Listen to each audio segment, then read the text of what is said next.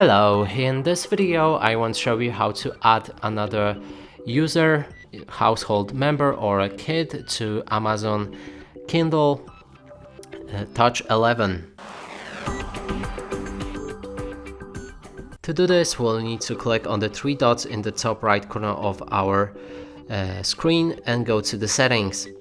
Here you should be able to find household and family members. Now we can add new person. You can choose to either add adult person or child. I'm gonna go with adult. And then we can click on next and enter their Amazon account credentials.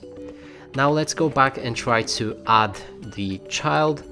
And now we need to enter our parental controls pin. If you don't have it, probably right now you'll be able to set it up. So let's enter it like this. Click on continue.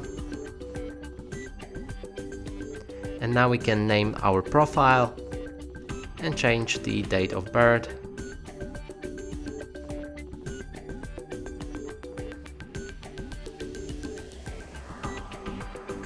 Click next. And here's the profile that we've just created. And that's it for this video. Hope you like it. Please consider subscribing to our channel, leave a like and a comment below.